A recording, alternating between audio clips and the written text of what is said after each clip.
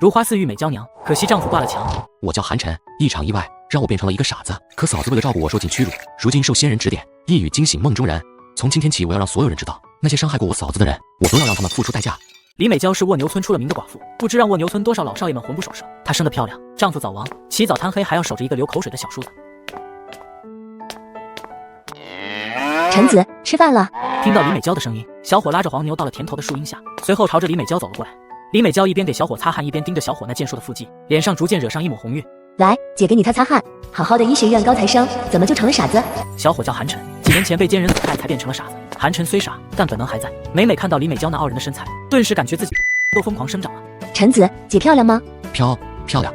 蜗牛村本就是十里八乡有名的贫困村，李美娇之所以愿意嫁到这里来，完全是因为韩晨他哥在城里有一笔买卖，而韩晨又有出息。刚结婚那年，这韩晨就考上了大学。可天有不测风云，谁知道厄运降临到他们这一家老小的头上。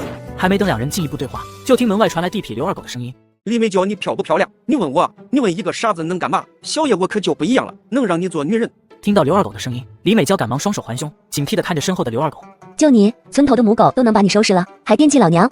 这刘二狗是蜗牛村里的闲散人员，平日里竟干一些偷鸡摸狗的事情。这不刚从城里的看守所放出来没2天，这就溜达到李美娇屋门口，本想偷看几眼饱饱眼福，谁知这李美娇开口就把他给涮了，顿时脸上挂不住，一股无名火蹭蹭往上冲。你个浪蹄子说什么呢？信不信老子现在就把你办了？你个浪蹄子说什么呢？信不信老子现在就把你办了？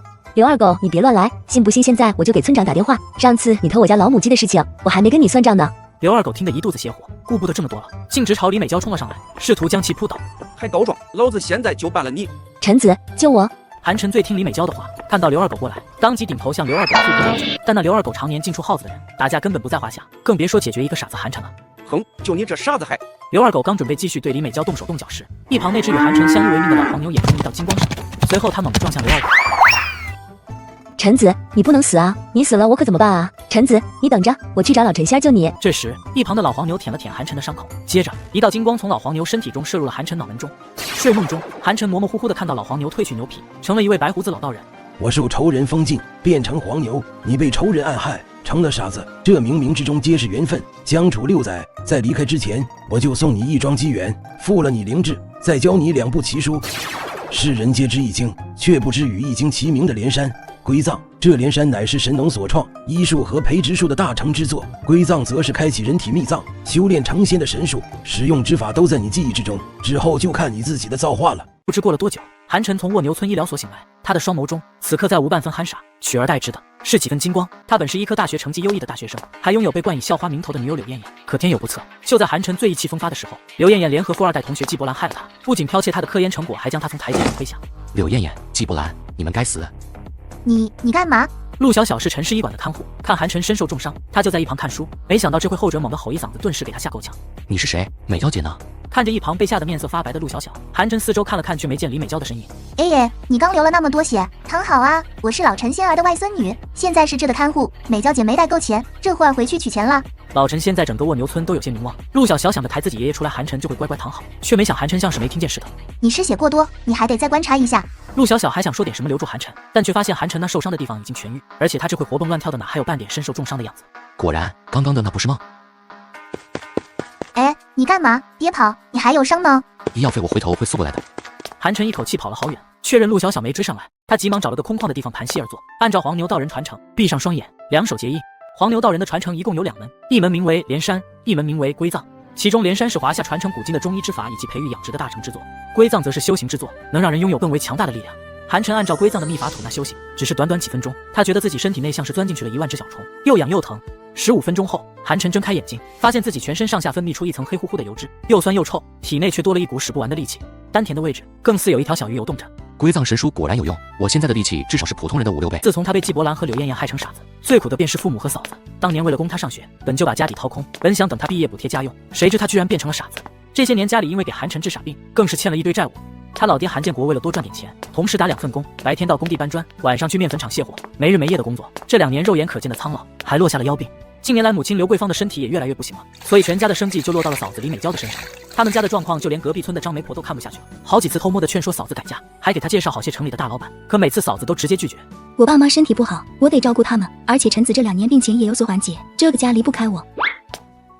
韩晨越跑越快，他迫不及待想要把自己不再是傻子的消息告诉父母和嫂子。就在这时，路边2个人的声音突然传入了他耳中。喊傻子，刘二狗去你家闹腾了，你快回去看看吧。他一傻子，听得懂你说的话吗？也是，哈哈哈。刘二狗竟然去我家里闹腾了！刘二狗，你这是找死！韩晨以最快的速度赶回家的时候，就听到了刘二狗大吼叫嚣着：“少他妈废话，老子肋骨都被你们家的牛给撞断了，今天必须给老子拿出1万块钱的医药费来。”我们家哪能拿出1万块来啊？求你高抬贵手，给一条活路吧。没钱拿人的，让李美娇给我当媳妇。不行，我们韩家已经够对不起美娇了，说什么也不可能把美娇抵给你。妈，你这是干嘛？咱不能给她下跪。不行，有的找你说行不行？刘二狗此时面露凶相，看到李美娇就犹如豺狼见到肉。小狼坯子还搁这儿跟我装，刚刚跟那傻子你们不是挺会的吗？你在胡说八道，信不信我跟你拼了？来呀来呀，我可怕的很呢。是谁干的？是你爷爷。是谁干的？是你爷爷。哦，不对，我没有你这样的不孝子孙。操，我他妈干你！陈子他，美娇，你看陈子是不是病好了？敢打我，你个二傻子，老子要你的命！你再敢踏进我家半步，我一定会让你后悔一辈子。刘二狗站在屋门外，一度怀疑人生。这韩晨怎么摔了脑子之后，反而感觉变正常了？这家伙神志清醒了，不可能，一定是错觉。刚刚我不过是让你的，现在我认真了，有本事单挑！韩晨，你不会把他给踢死了吧？嫂子不必担心，这家伙死不了，不过断肋骨是少不了了。打得一拳开，免得百拳来。以后谁要是再敢欺负嫂子，我就让他们知道什么叫生不如死。奶奶的，这个刘二狗终于被收拾了，可真痛快。话说回来，这刘二狗是被陈子那傻小子打的，那岂不是白打了？你说这二狗没事惹他干嘛？哎，不对，你看那陈子是不是不傻了？还真是，那可就糟了。这刘二狗可不是善茬，以后韩家恐怕麻烦多喽。韩晨没心思理会他们，直接把大门关上。陈子，嘿，妈，我的病好了。1+1在什么情况等于2？嫂子，这些年这个家得亏有你操持，如果没有你，我也不会这么快痊愈。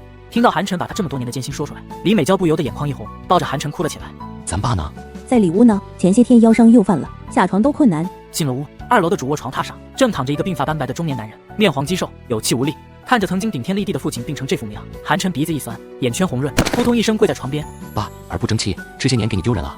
啥争气不争气的，你能好好的就行。今天你能清醒过来是好事，怎么会是丢人呢？爸，我帮你把把脉。爸，我帮你把把脉。韩晨平复心情后，连忙起身为韩建国把脉。片刻后，韩晨眉头紧皱，脸色幽沉。父亲不仅仅是腰伤的问题，长期积劳成疾，肺上也有一些病灶了。如果放任病情加剧，要不了多久就会演变成一场大病。爸，你最近是不是喘气不得劲，走2步就累？韩建国一脸惊讶，但也只是片刻之后又化归平静。不碍事，我这就是累的，休息一晚就好了。你大病刚愈，需要营养，明天我去工地干点活，给你买只鸡补补。爸，挣钱的事你不用担心，大学这几年我也学了不少有用的知识，你就安心养病。出了卧室，安抚好母亲和嫂子，韩晨便直接背着草药篓子上了山。眼下无论是韩建国的病，还是自己这个家都需要用钱，赚钱才是他如今的第一需求。嫂子跟着我们家这么多年，现在我得让她过上好日子。卧牛村背后就是卧牛山，山上草药很多，如果利用得好，或许可解这燃眉之急。一路上山，韩晨沿途仔细搜寻，他发现山上年份9个头大的草药早就被人挖走，只剩下一些年份少个头小的。约莫3、4个小时后，韩晨才在一处山野看到一株野生何首乌。不过这何首乌看起来只有10来年份，挖出来不过2斤分量，就算是野生的，顶多只能卖个100来块钱。不过这已经符合韩晨的标准了。连山内的培植树内有一篇神法，名为原叶培植术。韩晨见四下无人，身体将何首乌挡住，开始运转神术。不一会儿，他手心间就多了一团淡金色的液体。这团液体散发着勃勃生机，尚未落地，便让周围草木旺盛了许多。韩晨将原液浇灌在何首乌下，又用树枝将何首乌藏好。按照连山内的记载，这棵何首乌约莫到明天便能成长到一定程度。次日，韩晨跟嫂子一同上山采药，等到四下无人，韩晨再次翻开树枝，立刻看到昨天的何首乌比之前强壮了数倍。等到他将何首乌刨出来以后，赫然发现何首乌的根茎竟然隐隐有了人形，而且这株何首乌浑身都是血色，散发着馥郁的药香，一看就是极品。果然有用。韩晨拿着血色何首乌，立刻下山，打算拿去城里卖个好价钱。可就在这时，不远处传来了一阵尖锐的冷笑声：“你就是李美娇吧？蜗牛村的娘们儿，就你长得最带劲。你们想干嘛？不要碰我！你当寡妇这么多年，肯定缠了很久了吧？来，今天我们哥仨一定狠狠的喂饱你。我说，你们几个光天化日想干嘛？”眼前3人是隔壁村的泼皮，今天恰巧到蜗牛山上晃悠，却不成想遇到了蜗牛村的美女寡妇李美娇，顿时就起了歹念。哟，还有个英雄就美的傻小子，毛长齐了吗？就在这一个劲儿的巴巴。众人一通哄笑，根本不把眼前的韩晨放在眼里，继续把注意力落在眼前的李美娇身上。李美娇看向身后，发现韩晨站在不远处，心里顿时也有了底气。老娘还要挖草药，没工夫搭理你们，惹恼了我，待会儿有你们后悔的。爹，怎么个后悔？客服示范示范。傻小子看好了，今天爷爷我教你造小人儿。好啊，那不如你动一个试试。这陈子不会又想要动手吧？这真要出点事儿，咱家可就真完了。李美娇想到这里便鼓起勇气，举着一把小短锄，紧张兮兮地盯着3人。你们赶紧滚，不然我真不客气了。不客气。我倒要看看你咋不客气。来吧，宝贝儿。就在大壮快要碰到李美娇肩膀的瞬间，突然一个飞影闪出，大壮还没来得及反应，整个人直接残影飞出。只见大壮一声惨叫后，撞在不远处的一棵大树上，再也没了生气。他是怎么飞过去的？我给你示范一下。不用。我？谁让你说话了？不懂礼貌。陈子，我们采完药赶紧走吧，待会儿那3人醒了又是麻烦。听嫂子的。走了一段路之后，李美娇就看到韩晨的手臂上竟然有一道伤口，正汩汩流血。想必是刚才自己手里的镰刀不小心误伤韩晨了。陈子，你受伤了，快让姐看看。没事。咋地？刚刚还英雄救美，现在就和嫂子生分了？嫂子还能吃了你不成？陈子，你受伤了，快让姐看看。没事。咋地？刚刚还英雄救美，现在就和嫂子生分了？嫂子还能吃了你不成？就蹭破点皮不碍事的。李美娇没搭理韩晨，而是自顾自地给韩晨清理伤口。伤口小那也是伤，万一感染那可是大事。你等着，我找点药给你糊上。李美娇说完，就从周边拽了几株止血的草药，在嘴里嚼了嚼，糊在了韩晨的手臂上。看着李美娇细心照顾自己的样子，韩晨不由得有些恍惚。说起来，嫂子跟哥好像都没能洞房，哥就走了，这些年真是苦了嫂子。思绪间就看李美娇捂着胸口，似乎有些疼痛的样子。嫂子，你不舒服吗？有一阵了，应该不是什么大事。怎么会没事呢？你之前有去老陈仙儿那里看病吗？老陈仙儿也是个不正经的老东西，而且我的病在胸口，不太方便。嫂子，我是医学院的学生，你要是信我，我给你治。陈子，你说的啥话？村里我就信你一人。李美娇眼波如水的看了眼韩晨，娇媚含羞的伸出手，而韩晨拉着李美娇的号腕，闭眼诊脉。没事，就是有点炎症。陈子，你怎么就这么确定？要不你还是给看看。说着，李美娇前倾上身，领口处的风光入眼可见。可不用了，嫂子，我是专业的，而且正好今天我采了几味消炎药，待会儿回去煎给你喝上2天，症状就会消除。这傻小子，有好东西都不敢看。两人又走了一段路，韩晨把嫂子送回村口后就分道扬镳，因为今天采了草药，他打算上县城里去把这些草药都卖了换钱，给他们这贫穷的家庭改善一下生活。鸿胪县是附近几个村庄的集散地，蜗牛村寻常有个什么野货，积压的一般都是上这里出手，而山里的草药更是会选择在这里找卖家。在街上转悠了一圈，韩晨就挑了一家装修高档的药材店走了进去。进店后，韩晨直接把那一株何首乌放到柜台上。老板，我有一株野生的何首乌要卖。柜台内是一个肥头大耳的男人，此时正刷着短视频，头也不抬道：野生何首乌20块到40块一斤，能不能高一点？我这何首乌品质很好的。当裹着何首乌的红布解开，一股浓郁的药香立刻弥漫开来。男人闻到药香，猛然抬头，待看到放在面前的血色浓郁的何首乌后，立刻目露震惊之色。这是极品血乌。老板，我这个能高点吗？你这个品质一般，最多给你30块钱一斤。这东西可是极品啊！30买下，3天再回给公司，这一波直接赚大发。30一斤，那我不卖了。韩晨没有想到价格这么低，打算收了药材就走。可下一秒，这男人一下子急了，猛然站起，对着韩晨喝道：站住！经我手里看过的药，最后又不卖的，必须得给我一笔鉴定费，1000块。你看一眼也好意思要鉴定费？需要我替你鉴定一下脑子不？碧莲都不要了吗？男人看到韩晨穿着劳保鞋以及洗得发白的工装裤、白色背心，面露不屑：嘴巴放干净点，你个乡巴佬懂得个屁！这是我们万药堂的规矩。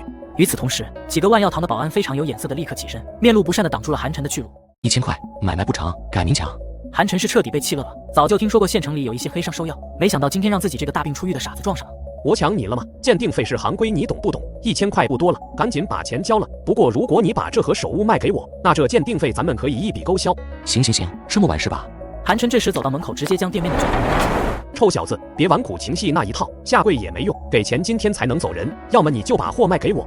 然而下一秒，韩晨杀人一般的眼神看向胖子，顿时把他吓得一个趔趄。我尼玛差点把老子吓尿了，这家伙的眼神好可怕。坑蒙拐骗的事儿你没少干吧？韩晨此时散发出来的气场，让在场所有人都为之颤抖。一时间围在他身边的4名万药堂的保安竟然不敢有丝毫动作。老子这叫自由交易，还愣着干嘛？一起上！然而下一秒，韩晨闪身躲开，直接来到胖子身边，揪住后者衣领，就是一记结实的耳光扇上去。就你特么叫自由交易啊？我不叫自由交易。就你特么叫自由交易啊？不叫自由交易。此时不远处，几个保安站在一起，犹豫要不要上前。你啥呀？那小子这么猛，你上去不是送人筹码？那我们真的不管他吗？经理不会有事吧？让经理一人承受就行，完事儿给他点支烟，赛过活神仙，这事儿就过去了。你可真是个老六！就在韩晨准备一拳结束战斗的时候，就听卷帘门外传来一个女人的声音：住手！只听清婉动人的声音传来，随后一个白衣长裙大长腿的美女掀开卷帘门走了进来，而在美女的身后还跟着2个西装革履的男人。快救我！这人是个疯子，上来就打我！今天耶稣来了也救不了你，我说的。我不是来劝架的，刚才我已经在外面听完你们所有的谈话了。这件事自然是他的不对，不过你好好考虑一下，这一拳下去，这么多人看着，万一他有3长2短，你能脱得了干系？韩晨见眼前这个人虽然跟自己年纪相仿，但却是气质不凡。你是谁？万药集团新指派到鸿胪县分店担任店总的白优白小姐。店总，我让你抢台词了吗？给我趴好！是，店总，救我！身为万药堂经理，公司派你到县里收药，你就是这么做的吗？给公司瞒报少报，或者是低价回收，高价卖给公司，甚至以次充好。被戳破的胖子经理顿时面露难色，求饶道：“白小姐，不，白店总，这都是误会，我可是真心对公司的呀，我只是说买卖自由，结果这家伙非但不听，还把我给揍了。”没什么误会的，对待卖药乡民的态度如此恶劣，甚至加收莫须有的鉴定费，简直是败坏我们万药堂的名声。你被解雇了，滚吧！胖子脸上的肥肉一颤，眼底闪烁着怨恨的光泽，狠狠瞪了眼韩晨。然而下一秒看到韩晨瞪向他的时候，胖子的眼神瞬间变得清澈无比。所以你想卖什么药，可以直接跟我谈。先生，请你离开，如果打扰我们店面营业，我们不介意替你打120。乡巴佬，你给我等着！等胖子灰溜溜的收拾完东西离开，白优才冲着韩晨微微一笑。对不起，我们继续。就这个，这是极品血乌，年份成色都非常好，市价在3500块钱一斤。为了表达我们的歉意，我给你按4000块一斤，你看行不行？低了4500。白小姐是识货的人，不过这可是极品血乌，功效我就不说了。这点钱你觉得你出了这门买得到吗？被韩晨这么一说，白优也觉得自己有些失礼了。请问你怎么称呼？韩晨。韩先生，以后你的货都可以直接找我，只要是好东西，我都以市场最高价回收。今天这血乌我开价7000块一斤，您看合适吗？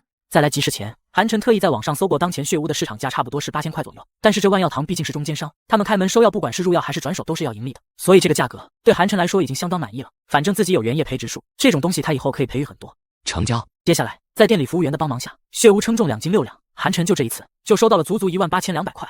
这下可以暂缓燃眉之急了。老乡，以后再有这样的血乌，我们依旧是高价回收。感谢您支持万药堂，这是我的名片。虽然这样的血乌基本都是10年难遇，但白优还是得说说场面话。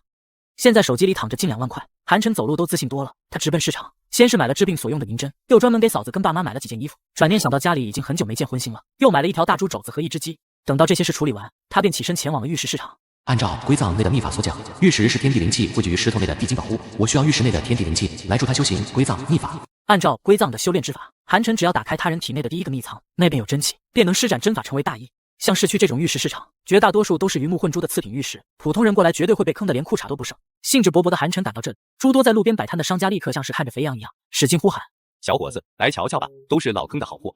上乘玉石，你瞅瞅这个色泽和透明度，我这身打扮他们都不放我，也是真把我当猪仔啊！”韩晨随便找了个摊位蹲下，随手拿起一个玉器，立刻感受到玉石内存在的一缕若有若无的天地灵气。这是个真货，虽然这玉石灵气很稀少，但好歹是这厂子里为数不多的真东西。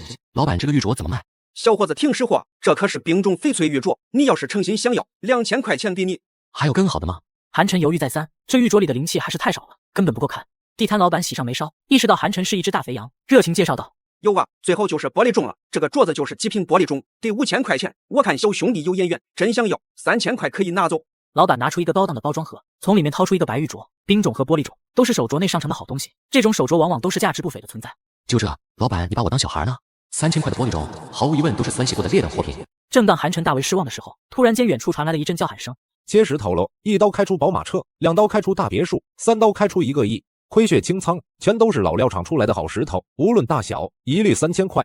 3000块，你就能走上人生巅峰。大伙来试试。”有意思啊！既然我能感应石头内的灵气，那何必买成品的镯子？直接赌石不是更直接吗？呸！毛还没长齐还赌石，老子看你怎么死！韩晨快步过去，一块原石刚好切开，只是这块石头只有一抹颜色浅绿，又垮了一块，可惜了。这已经是这秃头大爷垮了的第7块石头了。可不是嘛，这2万多块就这么打水漂了。你这个骗子老板，你的石头绝对都是废坑里的石头，根本不可能出绿。大爷，一刀平一刀付，这本来就是你情我愿的事情。若是你赌出水来，难不成你还要分我？累，你这个骗子！韩晨没有搭理他们骂战，而是独自蹲下身子，用手抚摸着一个又一个原石。不一会儿，韩晨便摸完了全部的原石，挑选了几个灵气波动比较浓烈的原石。正当他打算问老板什么价钱，耳边却传来秃头大爷的叫骂声：“乡巴佬还做发财梦？这些原石很贵的，能抵得上你1年的收入，弄坏了赔得起吗你？”他正在闹腾着逼原石老板退钱呢，韩晨却非要在这个时候光顾生意，自然就让他火大了。韩晨没搭理他，拿起一块最有把握的原石递给老板问道：“老板，这块原石多少钱？”一律3000块。看你这穿着，你是附近的村民吧？一天天在地里刨石，攒3000块钱可不容易，这么花可使不得。大爷，我花自己的钱玩石头，可没碍着您。我说你什么了吗？我说你腿子乡巴佬，点你名字了吗？就你挑的这块又丑又黑的石头，它要是能出绿，你这块石头的钱我给你掏。你确定？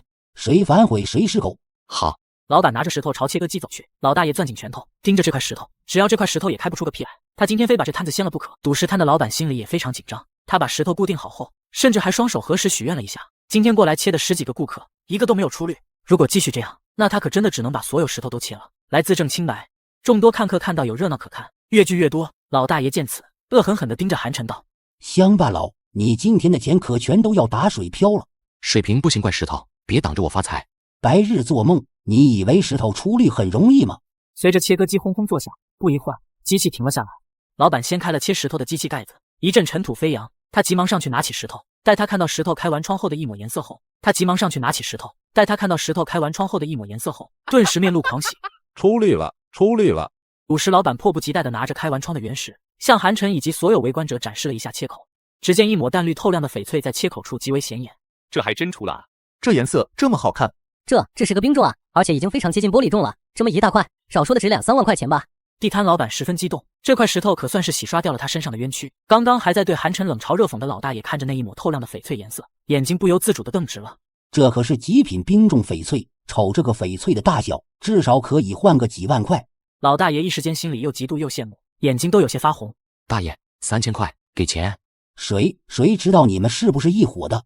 秃头大爷嘴应了一句，便急匆匆地离开了。从玉石老板手中接过原石，韩晨就感受到玉石中能量，这冰种内所蕴藏的能量足够他打开人体的第一个秘藏了。韩晨拿上翡翠原石，谢绝了那些想要买他手里玉石的商人，便蹬着3轮急匆匆打道回府。开启人体的第一个秘藏才是迫在眉睫的事情。按照归藏内所说，只要打开第一个秘藏，秘藏内的真气便会滋润五窍，洗精伐髓，延年益寿。如果能够运转真气，就可以施展医术，到时候父亲母亲的病就能治了。等韩晨到了村口，发现路旁一棵百年柳树四周天地灵气十分浓郁，便立刻下车，盘膝而坐，打算在这里打开人体秘藏。冰种翡翠内充沛的灵气不断进入体内，随后一股真气随着经脉游走，最后汇入双眼。韩晨只觉双眼滚烫无比。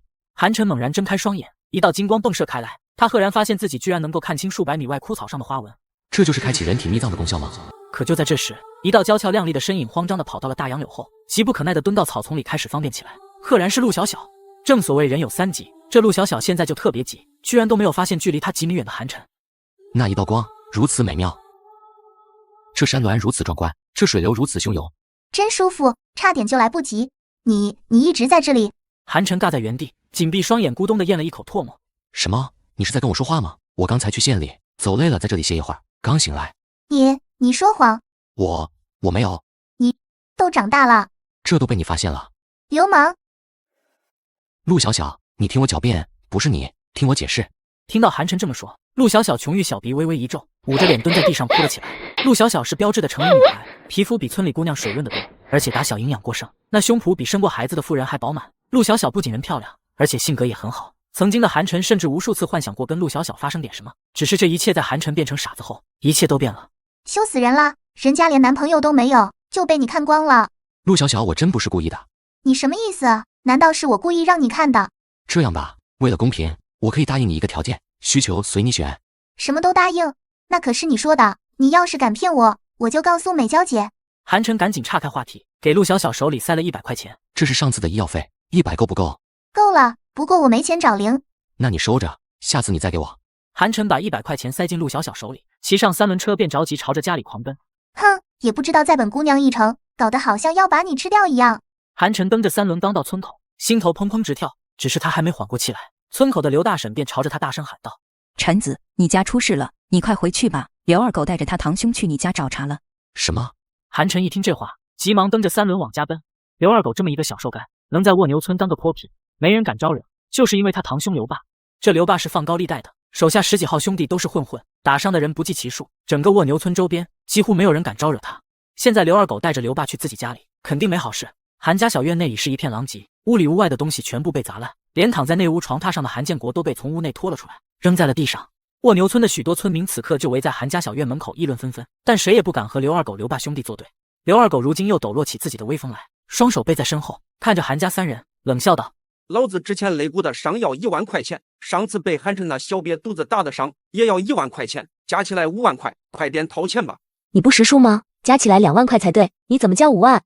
老子娶你不还得花钱吗？你不找这2个老东西要，我怎么给你过好日子？李嫂子，让我二狗亲一个！你做梦吧！我这辈子嫁给了韩家，就是韩家的媳妇，我是不会跟你的。你这骚货，别以为我不知道你跟韩晨那点子破事儿。你不要含蓄喷人。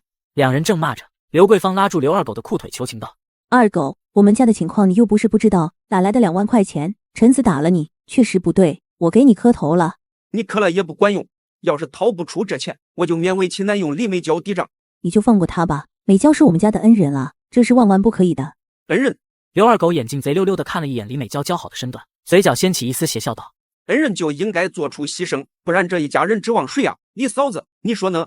陈子，你在哪里？你快回来呀！再不回来，嫂子就不是你的嫂子了。此时坐在一旁的刘爸不耐烦地站了起来，少他妈唧唧歪歪的，要不掏钱，要不改嫁。这刘爸长得跟头黑熊般，身形魁梧壮硕，赤裸的上身肩膀还纹着一条过江龙，满身都是凶煞之气。你们欺人太甚！韩建国腰疼的钻心，但此时也咬着牙站起，他必须要为这个家燃尽最后一点生命，不能让自己人再活得这么憋屈了。欺人太甚，你还没见过更欺人的呢。刘爸嘴角一咧，露出凶残的笑意，走上前直接踹倒了韩建国，一只脚就踩在了韩建国的脸上。放开我爸！没开过包的就是漂亮哈，细皮嫩肉的。刘爸眼睛贪婪地盯着李美娇的俏脸，伸出舌头舔了舔嘴角。放开我！嘿嘿嘿，uncle，我先给你验验这娘们还是不是有正身。不可以！刘二狗把冲上来的刘桂芳按在了地上，一脸鄙夷。咋地？我堂兄爷验身不行啊？刘二狗，你不是人，一个畜生！我今天就要做个畜生！谁干的？天堂有路你不走，地狱无门你闯进来，再一再二不再三。刘二狗，这是你自找的。刘二狗看到韩晨那如同死神一般的表情，顿时感觉两腿一松。你已经打过我了，不能再打了我。狗鸡巴玩意，你还敢伤我兄弟？今天老子非要弄死你不可！陈子，小心！刘爸眼神狠辣，抡起凳子腿就往韩晨脑袋上砸。韩晨本想后撤一步，只是他刚一集中精神，周围的一切都变慢了。这一拳结实挨上，刘爸把隔夜饭都给喷了出来，踉跄退了几步，一屁股坐在了地上，眼神里多了几丝惊恐，不过嘴还是挺硬。你敢动我，你再找死！我找的就是你。韩晨大步走到刘爸跟前，没等刘爸反应过来，双手便左右开弓，劈头盖脸的一顿猛抽。不出1分钟，刘爸的脸变肿得跟猪头一样，口鼻流血，门牙都歪了。不过就算是这样，他面色依旧狠辣。有本事你杀了我，要不然我迟早弄死你全家！我最讨厌别人拿亲人威胁我。下一秒，韩晨一脚踹在了刘爸的裆下，一脚不够，再送你一脚。痛苦的惨叫再次响彻韩家小院，就连周围的邻居看了都不由得替韩家捏了一把汗。这韩晨真是个傻子啊，惹刘爸，这下可完了。怕啥？来一个打一个，来2个打1双，就要打倒黑恶势力。话是这么说，可这刘爸不是一般的混混啊，现在还让他重伤，往后不好说了。我错了，不敢了，住手啊！他没都想到，韩晨竟然比他这个混江湖的还要心狠手辣。你不是要弄死我全家吗？我装逼的，我错了，再也不敢了。刘爸疼得痛哭流涕，给韩晨哐哐哐的猛磕头。你好好记住，要是敢对我家人动手，我保证你会比今天痛苦100倍。我再也不敢了。刘爸盯着面前的韩晨，犹如面对一个残忍狂暴的凶兽，后背不觉沁出一层冷汗来。滚吧，你记住，我脑子不好，别惹我。刘爸连连点头，就像个娘们般夹起双腿，拖着刘二狗逃命般爬出了韩家小院。刘二狗灰溜溜跑路，而围在门口看热闹议论纷纷的街坊邻居见韩晨这么神勇霸道，顿时面露敬畏。陈子原来这么厉害啊！是啊，这以后谁再敢欺负建国一家，指定要被陈子收拾。陈子可真是个男人。各位邻居，今天的事情打扰到大家了，以后不会再有这样的情况了。陈子，你治病是真好了。张奶奶，陈子病好了，谢谢您。韩晨一改先前的笑容，朝着大家喊道：从今往后，曾经对我韩家有过帮助、有过恩情的朋友们，我韩晨自然不会忘了。但是那些使过绊子、落井下石的家伙们，我也会一一找你们算账。韩晨这么一说，人群中只有极少数几人表现出开心，其余邻居都灰溜溜的走开来了。这几年韩晨他们家没少被村里人排挤，再加上韩晨一家人生病时能借的钱都借遍了，欠下了不少外债，不可谓是一个家庭的灭顶之灾。而对嫂子李美娇更是天崩开局。说完，韩晨回到院子里，把刘桂芳和韩建国一一扶起。陈子，幸好你回来了，我是个废人，连你妈和你嫂子都保护不了，我对不起你哥啊。韩建国一哭，刘桂芳和李美娇也都跟着啜泣起来。韩晨想起这些年他们这个家过的苦日子，他也眼眶微微泛红。爸妈，这次进城我买了银针和草药，你的腰病，你的慢性病，我保证能给你们治好。看我还给你们买了新衣服。韩晨眼眶泛红，急忙从3轮车上开始拿东西。陈子，你哪来那么多钱？你不会去？陈子，咱家就算没钱，也绝对不能干违法乱纪的事情。妈，你放心吧，这钱来路绝对干净。那就好。好漂亮的裙子，陈子，你眼光不错啊。那是。韩晨说着话，便搀扶着韩建国往内屋去，准备针灸治病。陈子，你真能医好你爸？韩晨微微一笑，取出银针，悄然运转体内元气，按照连山神书中的连山12针开始下针。这连山12针不同于一般针灸法，下针的穴位几乎都是命脉死穴，针针凶险。妈，你们就放心吧。随着一针针落下，不多会，韩晨就出了一脑门的冷汗。韩建国脸上多出几许红润的光泽来，眼睛亮闪闪的。陈子，我的腰好像不疼了。韩晨嘴角一咧，拔出所有银针，那些穴位针眼顿然冒出漆黑的血珠子来。陈子，这血为啥是黑色的？这些都是淤血，等到这些淤血化干净，爸的腰应该就能站起来了。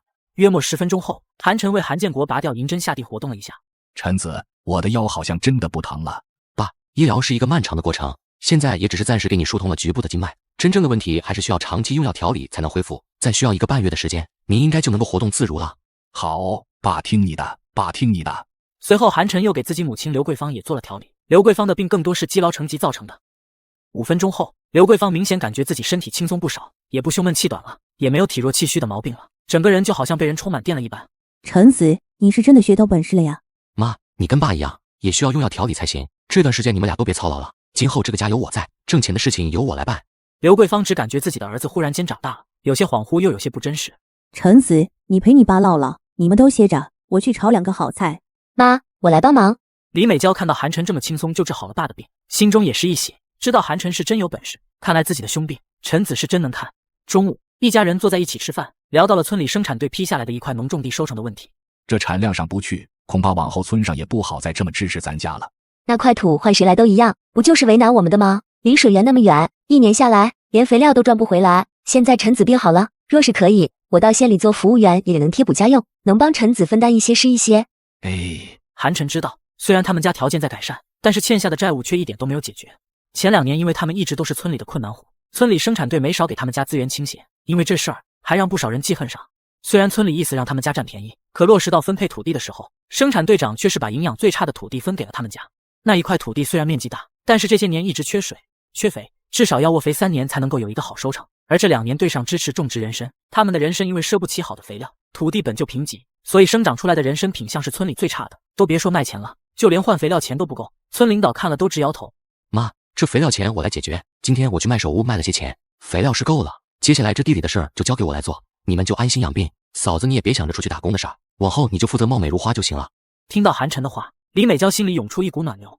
陈子，这是想养我吗？在韩晨这里没有什么品质差，一切都是没有开外挂的原因。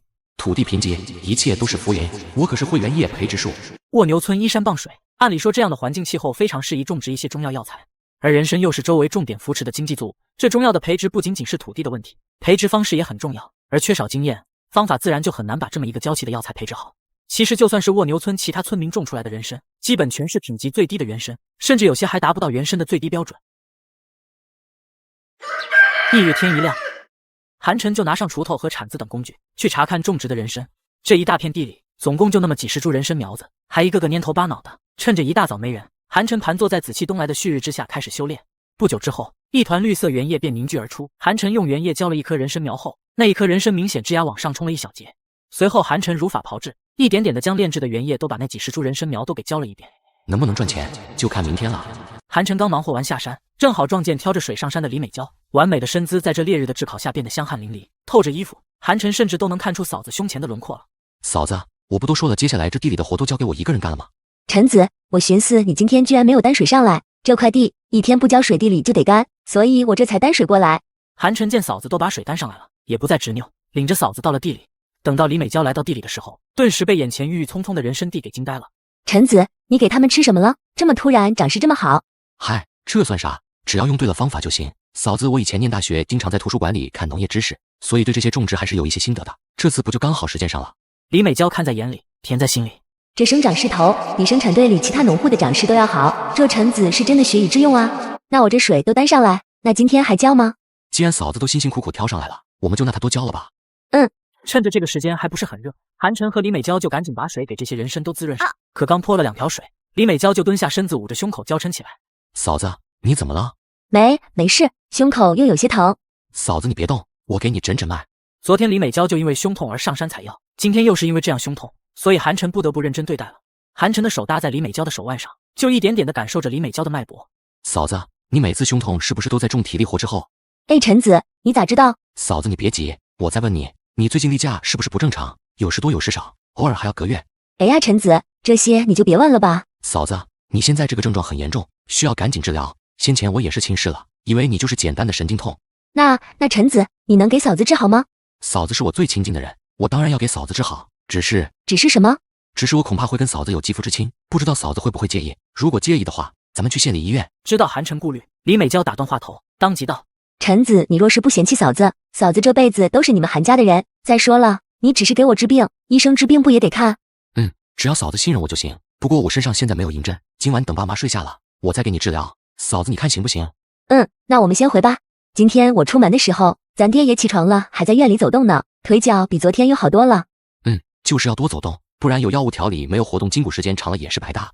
药虽然管用，但是最终身体是自己的，习惯不改变，最终还是要回归原来的状态。更何况韩晨他爸本来就是积劳成疾，这种旧伤没有那么容易好。韩晨走路间，余光就瞄到李美娇领口里的风光，顿时就让韩晨这个纯情少男憋不住，顿时走路就越走腿迈得越开。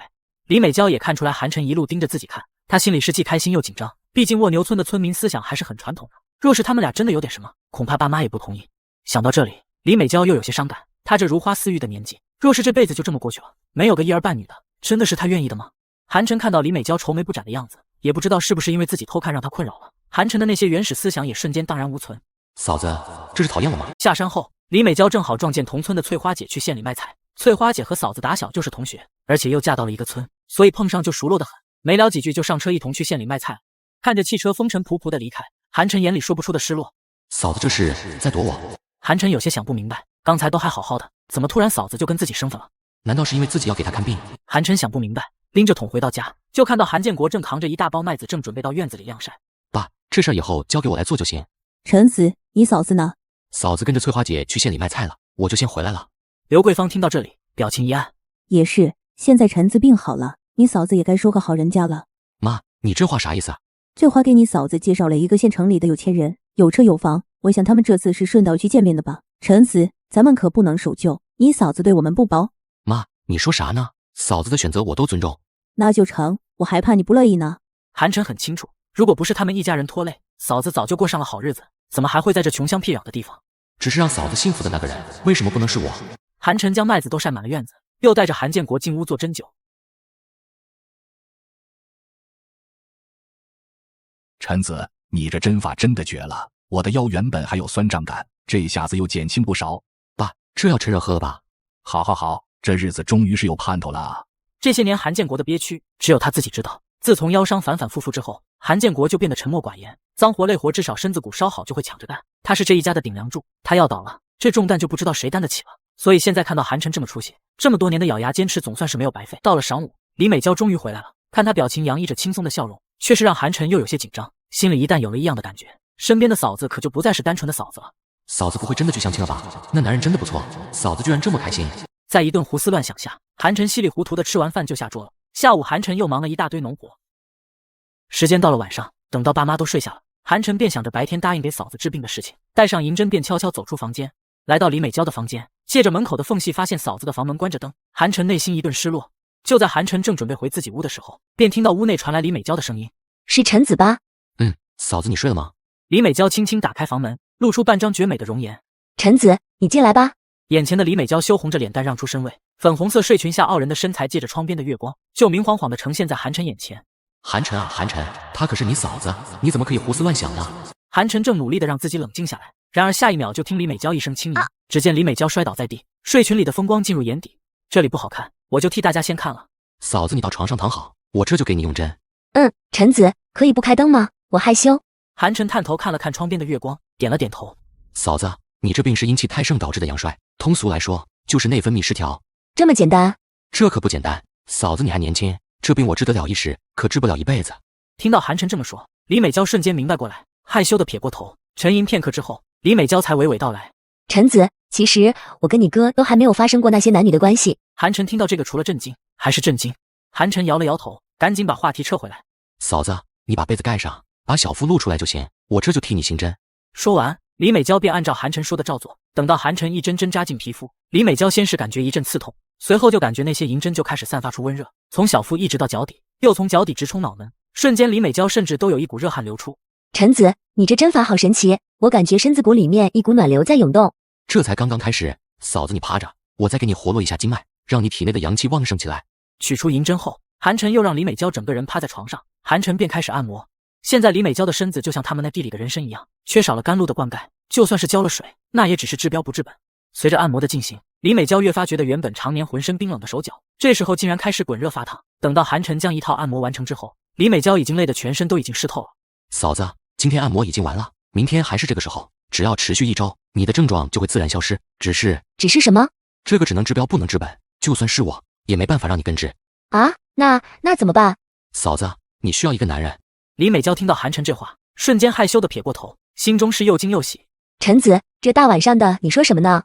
嫂子，你别误会，我没有别的意思，你当我没说。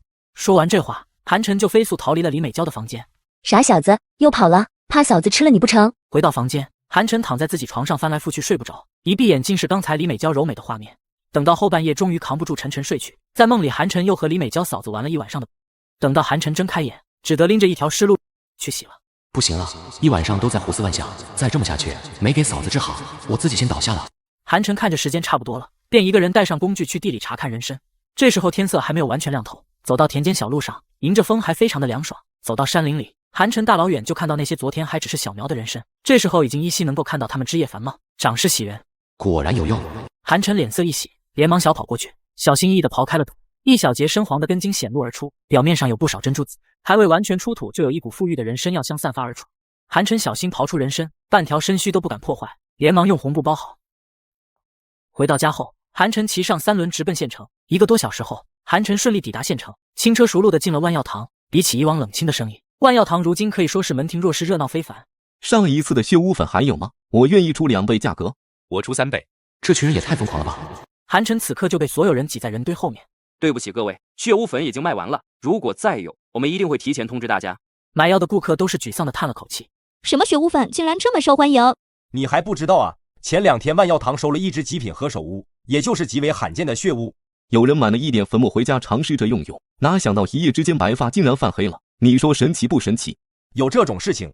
这种例子还不少呢。现在金华县上的年纪有头有脸的人物，可都惦记着这血污粉呢，咱们普通老百姓根本抢不到。韩晨听到这种议论，脸上同样露出一丝惊讶来。他知道原叶培植树养出来的血乌效果会很好，但没想到还有这种化腐朽为神奇的效力。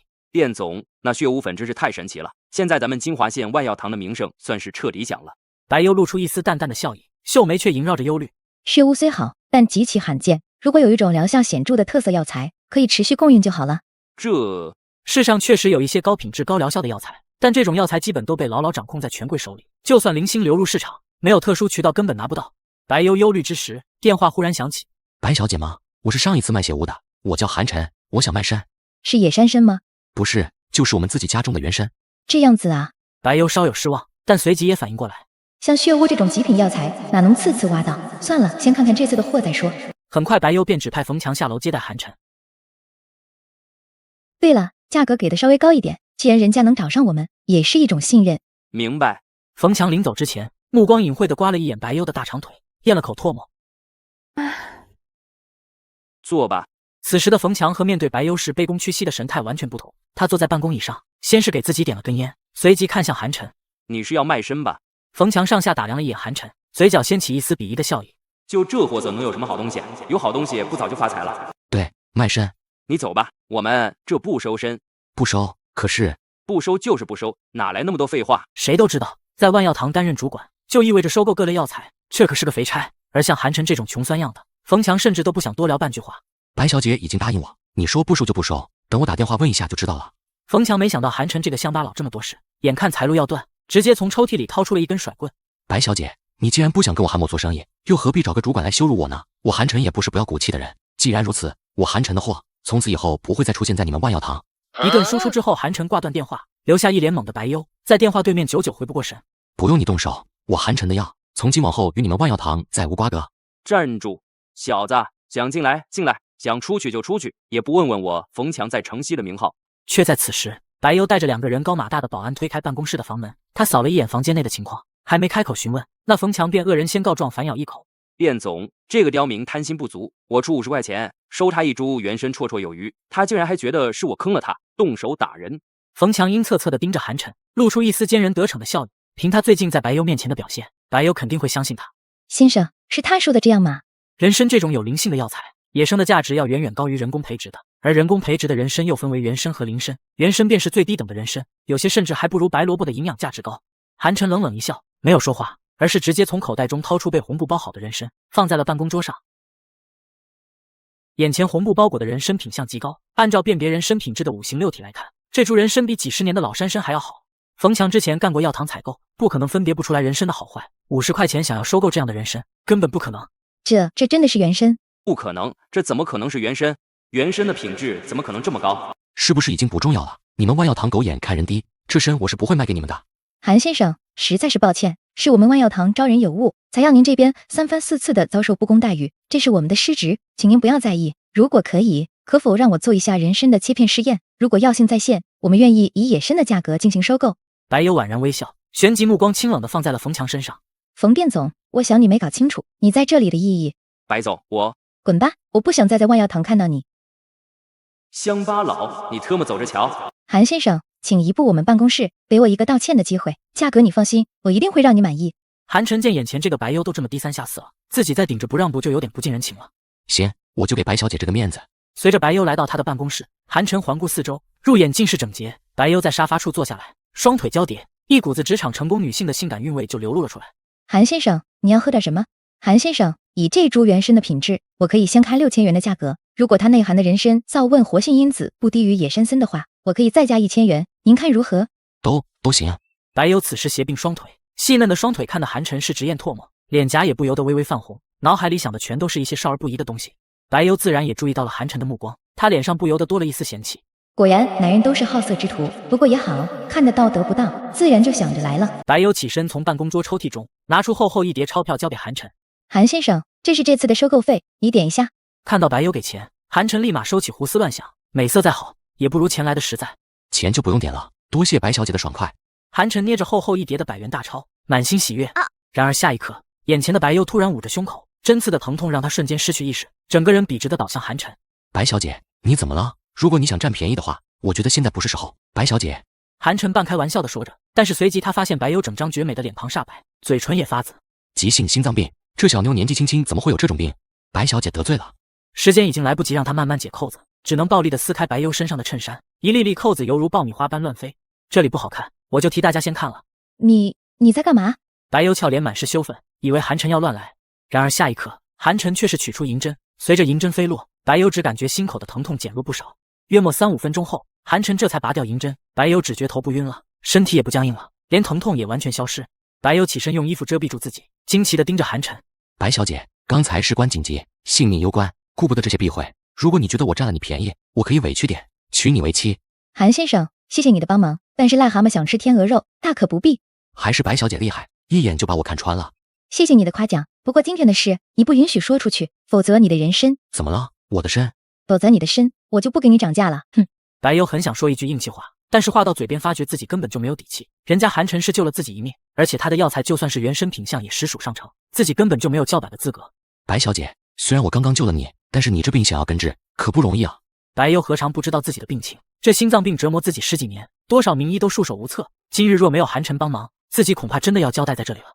听你这话，是想说你有办法医治？有是有，就是怕你不乐意，完事儿还说我是流氓，那我可就亏大发了。韩晨瞄了一眼白幽失手的胸前，后者被看得娇羞脸红。你就是流氓，给我出去！好，回见。白小姐有需求，我随时效劳。滚！富婆还真是难伺候，用完就把我甩了。韩晨坐在回村的3轮车上，韩晨就开始盘算着自己接下来的收入。一根人参就卖了6000块钱，地里现在还有30株人参，这要是一天卖1株，那就是整整18万。一想到往后每个月都可以赚18万，韩晨整个人都激动地颤抖起来。不好，韩家小子又疯了！老王停车，我要下车。就在韩晨幻想未来幸福生活的时候，一辆银色的面包车悄然跟在了3轮车后面。见时机成熟，那面包车骤然加速，逼停了韩晨的3轮车。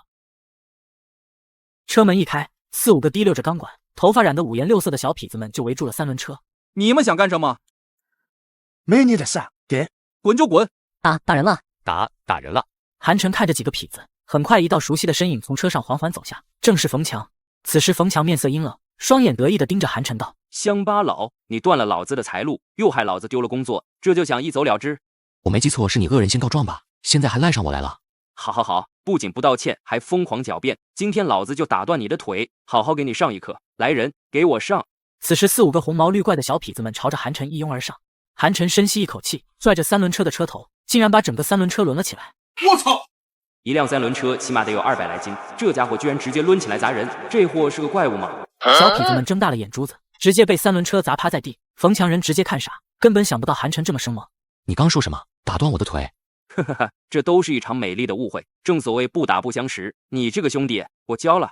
冯强在没有之前的嚣张，露出一抹比哭还要难看的笑容来。毕竟好汉不吃眼前亏，他可没办法扛起三轮车砸人。好啊，你要是接住我这三轮车，我就跟你较。快跑啊！这小子是个怪胎。小痞子们知道踢到了钢板，赶忙朝着面包车窜去。我老乡的三轮车被你们撞坏了，不赔钱就想走，你们面包车还想不想要了？话音未落，韩晨一脚把面包车地板踏出一个窟窿。都愣着干嘛？把钱掏出来！哦，我有2块。我刚刚花钱买了蜜雪冰冰，只剩5毛了。你们车马出来混都不带钱的吗？老大，有钱谁还跟你混啊？老大，有钱谁还跟你混啊？最终小痞子们把裤兜都给翻了出来，一群人连200块钱都没有，其中的150还是他们老大给的。以后学点好，别谁他妈叫你就上，知道了吗？是，大哥的话我们铭记于心。滚吧！小痞子们一听如蒙大赦，赶忙开车偷跑。而被丢下的冯强此时正想逃跑，直接被韩晨摁在了一口吃了个大的。想跑，我允许你跑了吗？他们没钱，你也没钱吗？赔钱！我给。最后从冯强手里掏出来1500，韩晨直接把1700元钱全都给了开三轮车的老王。都给我！这都是他们赔给你的车钱，不给你给谁？你看看这车还能开不？说着，老王尝试了一下发动，发现除了后视镜坏了，一切都是正常的。哎，可以发动，这一趟赚大发了！乘着老王的三轮回村，接下来几天韩晨的名声就顺着老王的嘴巴进而走。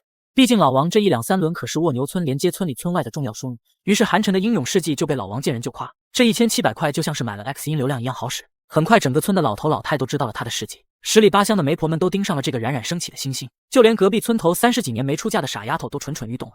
我就说这大难不死必有后福，陈子这小伙子不错，可不是吗？可惜我家闺女嫁人了，哎。你们都别惦记了，我听县里那小叔子说，那陈子最近老往县城的万药堂去，那万药堂管事的女妖精好像跟他眉来眼去的。是吗？是吗？哟那，可惜鸟。可惜鸟。韩晨这天上午骑着新买的摩托车去村里把这2年欠下的肥料钱都还给了生产队，这会儿正往回赶路，途经村内小路，一个抱着孩子满头香汗的少妇突然拦在了摩托车前。陈子，求你帮帮嫂子。那少妇拦住车子后，扑通一声就跪在了韩晨前。韩晨一眼就认出了少妇是以前蜗牛村的村花刘少芬。少芬嫂，快起来，咋回事啊？少芬姐可是村里有名的村花，多少男人眼巴巴盯着，只可惜她那个酒鬼老爹听人鬼话，收了人家3万块彩礼，把她嫁给了县里一个包工头的癞哈儿子做媳妇。结果婚后不是挨打就是受气，最后刘少芬只能离了婚，抱着孩子一个人回娘家。然而她父母只觉得女儿离婚丢人，气得又把刘少芬赶出了家门。这几年来都是刘少芬一个人照看孩子下地干活，孤儿寡母，生活清贫，日子不比他们韩家好过。陈子，我娃发烧要不行了，我想送娃去县城医院。韩晨看了一眼刘少芬怀里的孩子，女娃约莫5、6岁，此时小脸苍白，而且整个身子时不时抽搐抖动，已经有高烧惊厥的状态。你咋不让老陈仙儿看看？事未穿孔，以女娃现在的状态，送不到县城医院就会死。就是在老陈仙儿那里看过以后不管用，才变成这样的。陈子，你就带嫂子去县城吧，我一定会记住你的大恩大德，这辈子给你做牛做马都成。嫂子，你娃这个样子挺不到医院的，你要是信我，我来给娃看看。你，少芬嫂，你要是有疑虑，咱们现在就去县城医院。陈子，你有几成把握？这些天街坊邻居没少议论韩晨，先是教训村里的恶霸，后来又是治好了他爸妈的疑难杂症，这2天又教训了县里的一群精神小哥。这大病痊愈之后，就跟开挂了一样牛皮。少芬姐，我在大学学的是医，你娃这病我不敢说把握，只能说我会全力以赴，而且肯定要比你现在送去县城医院要好。陈子，你要是治好娃，嫂子以后就是你的人了。嫂子，你说啥呢？我不是那种人。刘少芬羞得眼泪哗哗直流，被韩晨的话感动得一塌糊涂。他之所以这么说，是因为他确实拿不出什么值钱的东西，再多也就是自己这个人了。韩晨拔了摩托车钥匙，帮忙把孩子抱回刘少芬的家里。少芬嫂，有没有高度白酒？有。韩晨拔出银针，用白酒消毒后，默默运转体内元气，开始扎针。刘少芬的心脏一直提到了喉咙眼，玉手紧紧攥着衣角，眼中泪花闪烁。几十根银针落下，女娃却依旧躺在床上，不见半分好转。刘少芬急得像是热锅上的蚂蚁，甚至有些后悔让韩晨上手医治。咋样，陈子？别急。韩晨再次下针，丹田忽然传来一阵空虚感，连着脑袋都有些晕乎乎。元气损耗过度。这不仅仅与之前治疗白悠悠有关，更与连续2次短时间内使用原液培植术有关。韩晨强撑着眩晕感，将所有银针依序拔起。就在他拔下最后一根银针时，女娃眼皮微微一颤，慢慢睁开了眼眸。妈妈，甜甜，妈在这儿呢。小命保住了，不过还要用中药调理一下。陈子，嫂子给你磕头了。嫂子快起来，我有点累，能不能让我先睡一觉，醒了再开药方？啊，行，那你去我的屋睡。韩晨晕乎乎的进了刘少芬的屋子，倒头就睡，隐隐约约中，满鼻子都是女人被褥上的幽香。刘少芬照顾甜甜睡下后，挣扎了良久，才进了自己的屋里。陈子，孩子就在隔壁屋，一会你温柔点，别把孩子吵醒。说罢，刘少芬就轻轻的叹了口气，露出一副认命的神色，解开了上衣的第一个纽扣。陈子，韩晨睡得跟头死猪一样，根本毫无反应。刘少芬愣在床边，闹了个大红脸。他以为韩晨睡觉的意思是暗示他要做点什么，没想到这家伙竟然真的睡觉。刘少芬啊，刘少芬，我看你真是母猫发春。刘少芬娇容一红，赶忙逃出了屋子。一觉醒来，竟然已经到了下午。韩晨伸了个懒腰，恢复不少状态。看来以后不能滥用元气了，这原液培植术也不能短时间内连续使用。哎，我这月入好几万的美梦破碎了。下了床，走出屋子，这才想起自己睡在刘少芬的家里。陈子，你醒啦？正好下午，我做了饭，一起吃点吧。和韩晨一碰面，刘少芬双颊就不禁浮起一层红晕。韩晨咧嘴一笑，顺手找了张纸，写下药方递给了刘少芬。别了，嫂子，一天没回家，晚了爸妈该担心了。这药方你收好，连续吃1个周，如果没有症状就不用再喝了。如果还有问题，你再找我过来。这次真的多亏有陈子，否则甜甜恐怕真的会有危险。这都小事。两人正聊着，就听院门外的大门被人拍得哗哗作响。刘少芬，给我开门！听到这个声音后，刘少芬一下子紧张起来，娇容上露出不安的神色。咋了，嫂子？没事，别理他就行。刘少芬，我知道你在里面，给老子开门！门外的男人越来越狂躁，刘少芬越发害怕紧张。我说你咋不给俺开门？原来是找了个小白脸啊！眼前这人正是刘少芬的前夫哥陈富贵，这家伙是个十足的啃老族，爹妈被他啃光之后，就隔三差五的过来找自己前妻刘少芬要钱，如果不给，就在村子里、县城里散播谣言，说刘少芬出去找野男人，不洁身自好等等。所以刘少芬为了维护自己的名声，每个月还得给这个前夫哥生活费，搞得母女俩生活更是拮据。陈富贵，你又来干什么？给俺弄点钱花花，我没钱了。我早就和你离婚了，没钱你自己去赚，别来找我。哥，今天硬气了，马勒个逼的，就算离婚，老子也是你男人，你就得伺候老子。先来后到懂不懂？你就算是他的男人，那也得叫老子一声哥哥，因为他的第一次是给老子的。刘少芬捂着脸颊，害怕地盯着陈富贵，眼中泪花闪烁。就在刘少芬准备把原本女儿的医药费递给陈富贵的时候，一道高大的身影直接挡在了他的身前。这里是蜗牛村，不是你撒野的地方。陈富贵醉眼迷离地打量着韩晨，从口袋掏出一把水果刀来，比划了2下。你要是想出头，就别后悔。陈子，这家伙是个无赖，真敢拿刀子捅人。你走吧，嫂子，谢谢你这番心意。走，往哪走？小子，我媳妇的滋味你也尝到了吧？她可是我女人，给钱了事，我就放你走。陈富贵，你下流！少他妈给我装贞洁，指不定你跟这小白脸上了多少次床呢。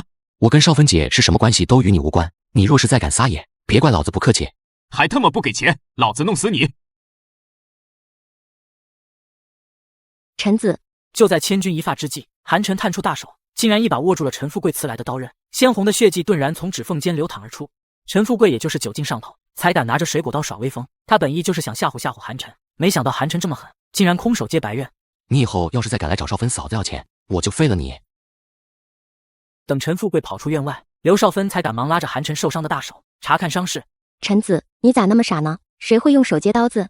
刘少芬看韩晨手心割开一道大口子，正往外冒着血，看得人无比的心疼。少芬姐，我是故意接的，要不然吓不住陈富贵这种破皮。等着，我去拿白酒给你消消毒，再给你包包。少芬嫂别忙活了，一会就结痂了。瞎说，男人的血多金贵，老老实实等着。刘少芬拿着白酒先给韩晨的伤口冲洗了一下，而后温柔地吹着凉气，生怕弄疼韩晨。还疼不？不疼。从小到大，韩晨还从来没有被女人握着手这么长时间，就算是美娇嫂子也没有。少芬姐的手又软又滑，握上去和玉石一样细腻。可能是一个人在家里惯了，刘少芬衣领下的2个扣子习惯性的没系，露出一大片雪白的风光来。好了，伤口包扎好了之后，刘少芬挽起垂落脸侧的一缕秀发，不经意间抬眸，正好撞到韩晨那如痴如醉的眼神。刘少芬心里一下子慌乱起来，韩晨也觉得此时气氛有些暧昧了，便赶紧起身要离开，连端上来的饭也顾不得吃了。少芬姐，我还是走了吧。甜甜的病记得按照药方吃，之后我还会再来复诊。好。见韩晨窘迫的表情，刘少芬自然明白是怎么回事。像她这种女人，村子里嚼舌根的人可太多了。韩晨还是个大小伙子，模样也英俊，自然不能跟自己走得太近。韩晨骑着摩托回家，手掌此时已经感觉不到疼痛了，伤口痊愈了，这归藏也太厉害了。回到家，韩晨先吃了点东西对付了一下，就又骑着摩托往山上的深原去了。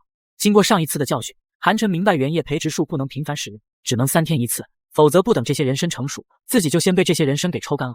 看着满地的人参，韩晨那是雨露均沾，生长虽然慢了一些，但是好在不会引人注意。只要等到下次收成，就可以卖个大价钱了。这20几株人参，一次性能约莫收入10几万。虽然时间花费了不少，得耗上1个多月的时间，但是这钱搁谁手里，那也不是小数目了。蜗牛村就算最富有的张屠夫，一年也不过收入几十万，如今在县城里买了房子，日子过得风风光光，而韩晨2个月就能挣到10几万。想着这里，韩晨便更有干劲了，一边松土，一边除草。忙完地里的活，韩晨又打算上山采几味草药，便带上背篓就往山上去。蜗牛山上长着一种特别的中药，名为养心草。这种中药配合其他一些药材，可以有效治疗心脏病。这白幽的病就需要这种药来治疗他的病症。韩晨到了地方后，利索的采了几株，却在他准备寻找其他配药时，远处忽然传来一声尖叫。韩晨连忙循着声音奔了过去，只见陆小小正花容失色的瘫在地上，一条3角头的灰蛇从他身旁逃走，这一看就是被蛇咬了。咬哪了？咬这里了。躺着。你想干嘛？就你啊！你干嘛？陆小小穿着一条牛仔小短裙，2条大长腿裹着性感诱人的白丝，韩晨直接撕开了陆小小腿上的丝袜，雪白的长腿肌肤就这么暴露而出。你住手！别动，这可是毒蛇，你再闹下去，神仙也救不了你。见陆小小稍微安静了一点，韩晨便赶紧拿出手里用来装草药的塑料袋，覆盖在伤口上，就开始吸伤口里的蛇毒。韩晨将蛇毒吸干净后，又在附近找起了解药，毒蛇活动的范围基本都有解毒的草药。此时陆小小只觉得头晕目眩，难受的想恶心呕吐。韩晨找到解药后，赶紧嚼碎了糊在陆小小的伤口上。陆小小上山本是为了锻炼自己辨别草药的能力，只是他对蜗牛山并不了解，这才被土灰蛇意外的咬了一口，得亏被韩晨撞见，否则后果真的不堪设想。虽然心里很感激韩晨，可一联想到之前的事情，陆小小是又气又恼。被韩晨白白占了这么大便宜，可不能给他好脸色。别以为你救了我，我就会对你改观，你依旧是那个色狼。哼！韩晨本也没有多想，看陆小小恢复正常，便起身笑道：“我准备下山了，我骑了摩托车，你现在行动不方便，要不要跟我一起？”陆小小一脸尴尬，自己前一秒还在跟韩晨说着硬气话，下一刻人家就嘘寒问暖。好了，看你如此坚持，我就跟你走吧。把陆小小送回到诊所，韩晨就直接回家。接下来的几天，韩晨就忙着催熟人参。这次他一股脑的搞了好些人参，打算一次性拿过去卖。结果还没等他到万药堂，白幽的电话竟然先来了。韩先生，今天能见一面吗？人参的检测已经出来了。此时的白幽正在坐在万药堂2楼办公室，极力克制着自己激动的情绪。摆在他面前的，则是一张科学院提供的检测报告。报告上显示，韩晨上次带来的那株原参中含有大量的人参皂苷，已经远远超过30年的老山参。人参皂苷是一种神奇的活性因子，具有非常强大的保健作用，抗衰老、抗病毒、提高免疫力、增强细胞活性。但它最大的一个作用就是抗癌，可以促进肿瘤细胞凋亡，抑制癌细胞分裂。仅此一个药用价值，就让年份9成色好的人参在市场上供不应求。古代帝王喝参汤养生，现在无数妇人靠参汤续命。如果韩晨真的能稳定持续的提供这种人参，相信万药堂很快就能成为金华县数1数2的大药堂。好吧，咱们还是约万药堂见面吧。韩晨挂完电话10几分钟后，就到了万药堂。在门口迎接他的不是别人，正是白幽。韩先生，里边请。韩先生，我就看能见山的说了，你提供的原参品质非常好，我打算和你长期合作，每株给到1万块钱的价格。1万块一株，1株1万，1个月10株，岂不是10万？